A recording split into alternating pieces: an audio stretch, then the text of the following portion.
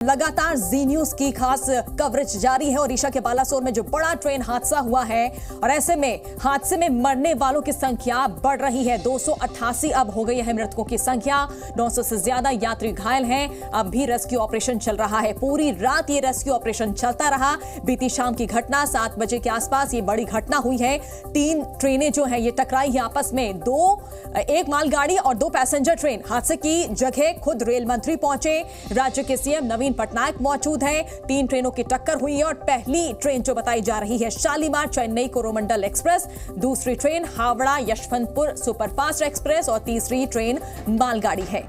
तो बताया जा रहा है कि मालगाड़ी से टकराने के बाद एक ट्रेन पहले पटरी से उतरी और फिर दूसरी ट्रेन और इस ट्रेन से टकरा गई। इस तरह से ये बड़ा हादसा हुआ है। तस्वीरें लगातार सामने आ रही हैं। अब तक 288 लोगों की जान जा चुकी है। माना यह जा रहा है कि आंकड़ा और ये बढ़ सकता है। जो तस्वीरें सामने आई है बेहद भयावह ये तस्वीरें हैं और एक एक करके जो तस्वीरें निकलकर जो सामने आई है वो हम आपको दिखा रहे हैं। जो बाकी के जो कोच थे, कई कोच यहाँ पर मौजूद थे जिनमें कोई नुकसान नहीं पहुंचा था, उन्हें यहां से रवाना कर दिया गया है और उनकी स्पीड को भी खास ध्यान रखा जा रहा है। आसमान से जो तस्वीरें यहां पर ली गई हैं वो तस्वीरें हम आपको दिखाने की कोशिश कर रहे हैं। ये ट्रेन की हालत देखकर आप अंदाजा लगाइए किस तरह से ये बड़ा हादसा हुआ है। 3 ट्रेनें जो इनकी भीषण टक्कर हुई है, ये एक एक करके आप सभी कोच को पीछे तक देख पा रहे होंगे। सभी को नुकसान यहां पर कहीं ना कहीं हुआ है और जो तस्वीरें निकलकर सामने आई है बेहद ही भयावह तस्वीरें। किस तरह से रेस्क्यू ऑपरेशन शुरू हुआ शाम से। जो कोच जो हैं एक के ऊपर एक यहां पर चढ़ गए। पहली ट्रेन देखिए, तस्वीरों में आप देखिए, पहली ट्रेन, दूसरी ट्रेन और तीसरी मालगाड़ी। 2 पैसेंजर ट्रेन बताई जा रही हैं, एक कोरोमंडल एक्सप्रेस, दूसरी हावड़ा ट्रेन और तीसरी मालगाड़ी। तो ट्रेन हादसे में अब तक 288 यात्रियों की मौत हो गई है। ये बड़ा अपडेट हम आपको दे रहे हैं। बालासोर में जो बड़ा रेल हादसा हुआ है और इसमें मरने वालों का आंकड़ा बढ़ रहा है। 900 से ज्यादा यात्री जो घायल हुए हैं, इन्हें अलग अलग अस्पतालों में भेजा गया है इलाज के लिए और ऐसे में एक बड़ा आंकड़ा। अब देखिए किस तरह से ये जो डिब्बे यहां पर नजर आ रहे हैं, रेल के डिब्बे पटरी से उतर चुके हैं, इनके पहिए निकल चुके हैं, पटरियां उड़ गई हैं। अंदाजा आप लगाइए कितना भीषण ये हादसा हुआ होगा। तो कहीं ना कहीं तस्वीरें जो हम आपको दिखा रहे हैं और ये अंदर की तस्वीरें किस तरह से रेस्क्यू ऑपरेशन के लिए जो टीम लगी हुई है उनके लिए भी चुनौती कम नहीं है। अब इस हादसे की वजह से अब तक 48 जो ट्रेन है वो रद्द कर दी गई है। 39 ट्रेन के रूट जो है वो बदले गए हैं। तो यातायात बाधित हुआ है। रेल यातायात जो है कई ट्रेनों को बाधित हुई है। इनके जो रूट है वो डाइवर्ट किए गए हैं और तस्वीरों के जरिए हम आपको समझाने की कोशिश कर रहे हैं कि आखिर किस तरह से ये बड़ा हादसा हुआ है। और एक बार फिर से हम आपको तस्वीरें दिखाते हैं कि देखिए किस तरह से ये पहली बोगी, देखिए पहली बोगी यहां पर नजर आ रही है। दूसरी बोगी देखिए, एक के ऊपर एक कोच यहां पर पड़े हुए नजर आ रहे हैं। तीसरी मंजिल तक ऊंचाई इनकी हो गई है। तीसरी बोगी आप देखिए यहां पर इस तरह से, और ये चौथी बोगी। ये तस्वीर, हादसा इतना जोरदार था, इतनी भीषण टक्कर थी कि जो इंजन था कोरोमंडल ट्रेन का वो जो है मालगाड़ी ट्रेन के ऊपर आ गया। आप अंदाजा लगाइए कि जो रेस्क्यू टीम वहां पर पहुंची थी उन्हें उस कोच तक पहुंचने में कितनी दिक्कत हुई। जो स्थानीय लोग सबसे पहले पहुंचे, उन्होंने सीढ़ी के जरिए लोगों को बाहर निकालने की कोशिश की। ये देखिए रेस्क्यू ऑपरेशन किस तरह से यहां पर हो रहा है।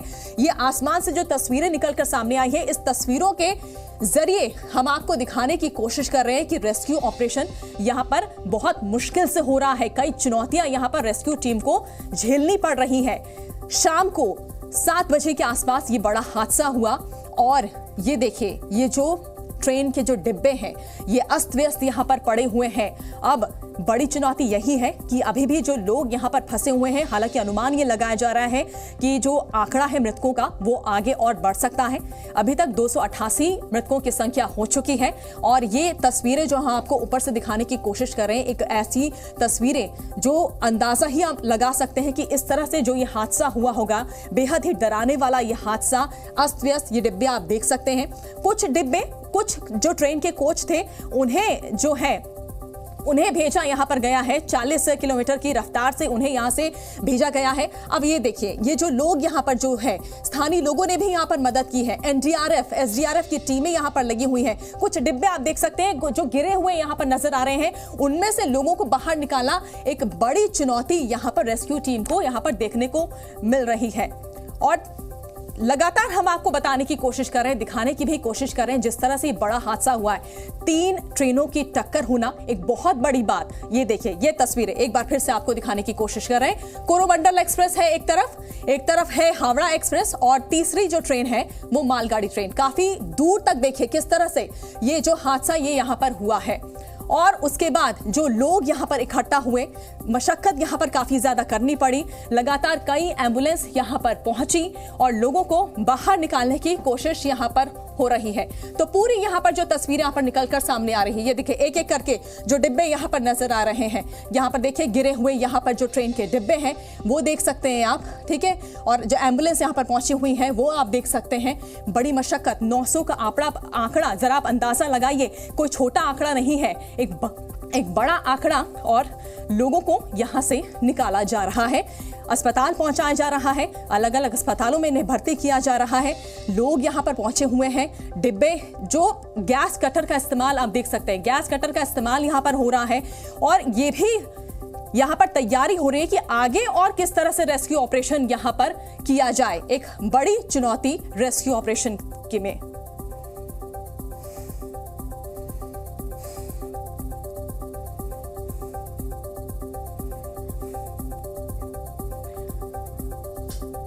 और देखिए लगातार हम आपको तस्वीरें दिखाने की कोशिश कर रहे हैं कि किस तरह से ये जो पूरा हादसा हुआ है। आप ये अलग अलग देखिए तस्वीरें, अलग अलग डब्बे पड़े हुए आप देखिए, कोई खिलौने ये लग रहे हैं यहाँ पर। इसे देखकर आप अंदाजा लगा सकते हैं कि कैसे ये हादसा हुआ होगा।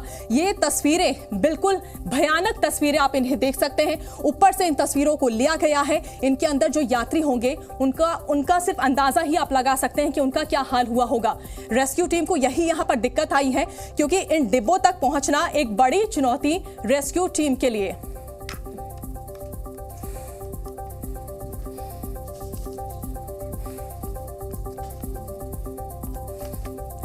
और हमारे साथ कई मेहमान जुड़ रहे हैं, उनका हम रुख करने की कोशिश करेंगे।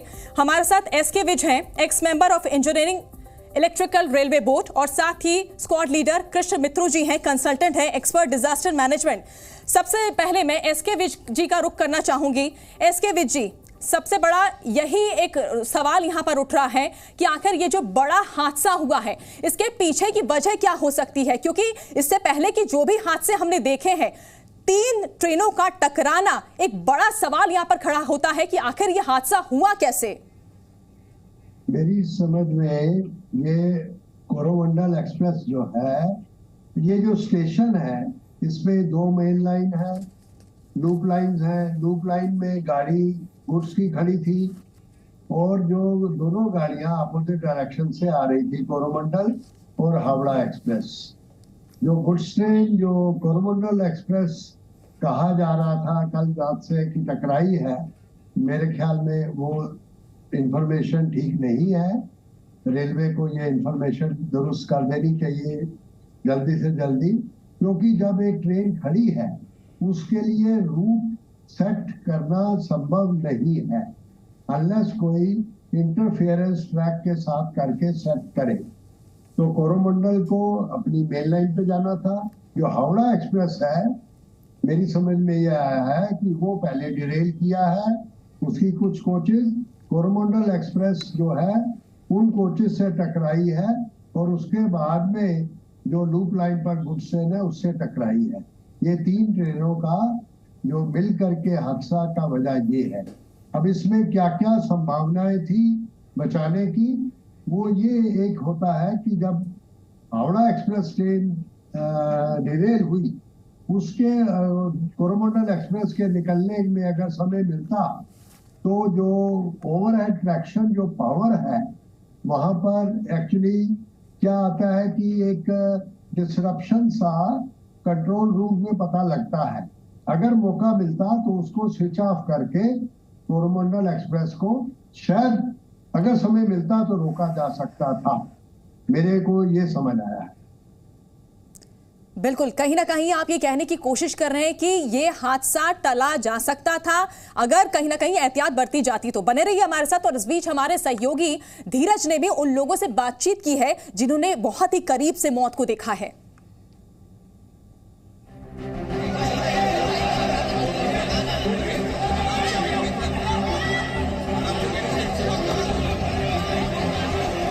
बैठे थे ना थोड़ा दूर से, थोड़ा आवाज आया, जोर से आवाज आया।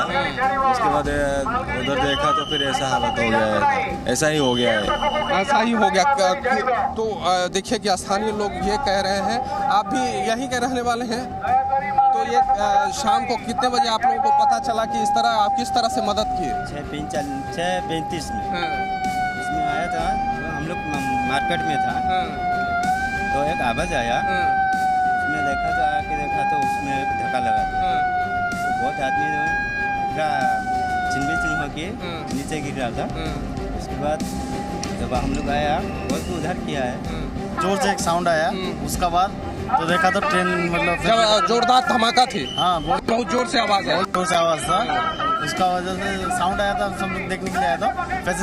पैसेंजर ट्रेन गिरा हुआ, कोरोमंडल एक्सप्रेस पैसेंजर। हाँ, इधर से आया तो यशवंतपुर हावड़ा, इधर से निकल गया था, 3 बगी था, उधर से बहुत तेजी से आ रहा था कोरोमंडल एक्सप्रेस, और डायरेक्ट इसको मारा तो यशवंतपुर हावड़ा का 3 बगी छीन के वो बीच में गिरी। वो साइड में लगभग मेरा हिसाब से 400 की 500 आदमी मरा है वो साइड में। और हमारे साथ एक और मेहमान हमारे साथ जुड़े हुए हैं, स्क्वाड लीडर कृष्ण मित्रू जी हमारे साथ, जो कंसल्टेंट हैं, एक्सपर्ट हैं डिजास्टर मैनेजमेंट के। कृष्ण मित्रू जी, आप किस तरह से देखते हैं इस पूरे हादसे को? देखिए, एक तो सबसे पहली बात कि बहुत दुखद हादसा है और इतने लोग मर गए हैं, इसमें संवेदना तो प्रकट होती है। दूसरी बात, किस तरह से हुआ लगता है, जिस तरह के अभी विज साहब कह रहे थे, उनके अंदाजे से हावड़ा एक्सप्रेस जो आई है, बेंगलोर हावड़ा एक्सप्रेस जो आई है, वो पहले आई है। लेकिन जहां तक हमारी खबर है, वो Coromandel express scene of accident पे 6:55 शाम को पहुंची है, और उसके बाद 5 मिनट के बाद कोई 7 बजे Bangalore Howrah express scene of accident पे पहुंची है। अब 5 मिनट पहले कोरोमंडल एक्सप्रेस आई है, और लगता ऐसे है क्योंकि कोरोमंडल एक्सप्रेस का इंजन जो है गुड्स ट्रेन के ऊपर चढ़ा है। दिस मीन्स कि that is the first collision. ये आपकी जो गुड्स ट्रेन है वो वहां पे खड़ी थी, और कोरोमंडल एक्सप्रेस अपनी रूट पे जा रही। ये हो सकता है। बालासोर रेल हादसे पर बड़ी खबर, रेस्क्यू ऑपरेशन पर पीएम मोदी की नजर लगातार बनी हुई है। पीएम मोदी ने समीक्षा बैठक बुलाई है। ओडिशा में जो ये बड़ा रेल हादसा हुआ है, इसको लेकर बड़ी अपडेट आपको बता रहे हैं। रेल हादसे पर बहुत बड़ी खबर, और प्रधानमंत्री लगातार इस खबर पर नजर बनाए हुए हैं, और रेस्क्यू ऑपरेशन पर पीएम मोदी की नजर लगातार बनी हुई है। पीएम मोदी ने इसको लेकर समीक्षा बैठक बुलाई है। ओडिशा के बालासोर में ये जो बड़ा रेल हादसा हुआ है, इसको लेकर समीक्षा बैठक प्रधानमंत्री नरेंद्र मोदी ने बुलाई है। इस वक्त ये बड़ी जानकारी आपको दे रहे हैं। बीती शाम ये घटना हुई है, और ऐसे में रेस्क्यू ऑपरेशन पर पीएम मोदी ने नजर बनाई हुई है। लगातार कृष्ण मूर्ति जी हमारे साथ बने हुए हैं, कृष्ण मित्रू जी हैं हमारे साथ। कृष्ण मित्रू जी, आप अपनी बात पूरी कर सकते हैं। जी, सुबह बता रहा था कि जैसा लगता है द गुड्स ट्रेन जो थी, जो मालगाड़ी थी, वो रुकी हुई थी एक पटरी पर, और अब ये असर्ट करना है कि कोरोमंडल एक्सप्रेस जो बुलाया गया, स्थानीय प्रशासन और रेल प्रशासन भी मदद कर रहा है, स्थानीय लोग भी मदद कर रहे हैं, और जो इंजर्ड है या जो मृत है उनको नज़दीक जो भी हॉस्पिटल, फिर उड़ीसा में कटक हो, भुवनेश्वर हो, बालेश्वर हो, कलकत्ता हो, एम्स हो, उस हॉस्पिटल में एडमिट करने का काम चल रहा है, और हमारी फर्स्ट प्रायोरिटी है कि इन लोगों को हॉस्पिटलाइज करना। सर, अभी तक घायलों के मृतकों के आंकड़े के विषय में क्या जानकारी है अब तक? ऐसा है, अभी रेस्क्यू ऑपरेशन चालू है, और जो चैनल पे आंकड़े आ रहे हैं वो 233 मृत बता रहे, और 800 लगभग इंजर्ड है, और जैसा ही ऑपरेशन खत्म हो। तो सुना आपने, और रेल हादसे पर बहुत बड़ी खबर हम आपको बता रहे हैं। ये खबर आ रही है कि प्रधानमंत्री नरेंद्र मोदी नजर बनाए हुए हैं रेस्क्यू ऑपरेशन पर। हमारे सहयोगी रविंद्र जुड़ चुके हैं हमारे साथ। रविंद्र, प्रधानमंत्री नरेंद्र मोदी ने समीक्षा बैठक बुलाई है, लगातार पूरे रेस्क्यू ऑपरेशन पर उनकी नजर बनी हुई है। बिल्कुल, अब से थोड़ी देर बाद ही जो जानकारी मिल रही सूत्रों के अनुसार प्रधानमंत्री नरेंद्र मोदी बैठक बुलाया है, जिसमें एनडीआरएफ के पीएमओ का अधिकारी, रेलवे के अधिकारी रहेंगे, और अन्य संबंधित जो संस्था है उन सभी के बड़े बड़े अधिकारियों से प्रधानमंत्री नरेंद्र मोदी इस बैठक करेंगे। रेल हादसे के कैसे हुआ और इसके लिए कौन जिम्मेवार है और इसके पीछे क्या कारण हो सकता है, सभी पर चर्चा करेंगे। प्रधानमंत्री नरेंद्र मोदी उनसे जानकारी लेंगे और ऐसे हादसे आगे न हो उसके लिए क्या हो सकती है, ये प्रधानमंत्री अधिकारियों को निर्देश भी देंगे। इस तरह से हादसे हुए हैं लगातार। कल प्रधानमंत्री नरेंद्र मोदी रेल मंत्री से भी बात की, उड़ीसा के मुख्यमंत्री से भी इसकी जानकारी ली थी और अन्य संबंधित अधिकारियों से बात किए गए थे। तो कहीं न कहीं सरकार इस बारे में लेकर पूरी हरकत में है। प्रधानमंत्री नरेंद्र मोदी लगातार इस पर नजर रखे हुए हैं और दूसरी तरफ बीजेपी भी आज इस हादसे के कारण से जितने देश भर में उसके जो कार्यक्रम चल रहे थे, महासंकल्प अभियान, खासकर बीजेपी अध्यक्ष जेपी नड्डा का आज आगरा में टिफिन जो बैठक थी उन सबको रद्द कर दिया गया है। तो कहीं न कहीं प्रधानमंत्री नरेंद्र मोदी इस मामले में पूरी नजर बनाए हुए हैं कि ऐसे कैसे हुए, क्योंकि इतिहास में अगर देखा जाए तो ऐसे बहुत कम हादसे हुए जहां पर 3 ट्रेनें टकरा गई हो और इतनी बड़ी संख्या में लोगों को जान चली गई हो। तो इस तरह की घटनाएं न हो आगे। सिग्नल की खराबी अगर हो रही है तो उसको कैसे दुरुस्त किया जाए, अगर एक किसी ट्रैक पर रुका हुआ तो आगे उस ट्रैक को कैसे उस ट्रैक पर न जाए, तमाम मुद्दों पर प्रधानमंत्री नरेंद्र मोदी अधिकारियों से करेंगे और निर्देश भी देंगे। बिल्कुल, बहुत बहुत शुक्रिया रविंद्र आपका तमाम जानकारी के लिए। तो बड़ी बात यही है कि प्रधानमंत्री नरेंद्र मोदी नजर बनाए हुए हैं, समीक्षा बैठक बुलाई गई है और ऐसे में बीजेपी ने अपने सारे कार्यक्रम रद्द कर दिए। हमारे साथ तमाम मेहमान जुड़े हुए हैं। हमारे साथ वीके अग्निहोत्री भी जुड़ चुके हैं, एक्स मेंबर हैं इंजीनियरिंग रेलवे बोर्ड के। वीके अग्निहोत्री जी का मैं रुख करना चाहूंगी। अग्निहोत्री जी, हमने पिछले कई सालों से देखा है कि गिरावट देखी गई है, जो नंबर्स ऑफ एक्सीडेंट्स यहाँ पर देखे गए हैं, ट्रेन एक्सीडेंट्स, इनमें कमी आई है, लेकिन अब जो ये बड़ा हादसा हुआ है ये कई सवाल खड़े कर रहा है। ऐसा है कि रेलवे में बहुत से चेंजेस एक संग किए जा रहे हैं। रिक्रूटमेंट सिस्टम एकदम चेंज किया जा रहा है और जो टेक्निकल डिपार्टमेंट था रेलवे, इसको नॉन टेक्निकल कर दिया गया है। तो इससे लोगों में काफी कंफ्यूजन है कि हम टेक्निकल आदमी हैं कि हम नॉन टेक्निकल आदमी हैं, हमारा रिक्रूटमेंट कैसे होगा, हम यूपीएससी के जरिए अगर आएंगे तो अलाइड सर्विसेज के जरिए आएंगे कि इंजीनियरिंग सर्विसेज के जरिए आएंगे। तो ये कंफ्यूजन को दूर करना जरूरी है, क्योंकि कंफ्यूजन में एक चीज कायदे से नहीं चलती। और ऐसे में सबसे बड़ी चुनौती एसके विज जी, बड़ी चुनौती यहाँ पर रेस्क्यू टीम के लिए ये है, क्योंकि जिस तरह से यहाँ पर जो कोचेस यहाँ पर देखे जा रहे हैं, ट्रेन के जो डिब्बे एक के ऊपर यहाँ पर पड़े हुए हैं, इनमें से लोगों को बाहर निकालना, हालांकि अनुमान ये लगाया जा रहा है कि लोगों की यहाँ पर कई लोगों की जान जा चुकी है, मृतकों की संख्या और बढ़ सकती है। रेस्क्यू ऑपरेशन के लिए बड़ी जो टीम जो लगी हुई है उनके लिए बड़ी चुनौती एसके विज जी? जरूर चुनौती है। ये रेस्क्यू ऑपरेशन में 2-3 दिन लग सकते हैं, क्योंकि बॉडीज को निकाल लेना, और क्योंकि उनको जो जीवित है, जो कि जिनके अंग बचाए जा सकते हैं, उनकी टास्किंग वो कर रहे हैं।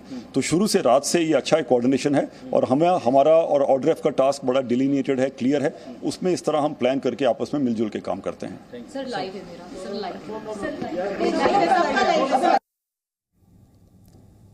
एसके विज जी, आप बिल्कुल अपनी बात पूरी करिए।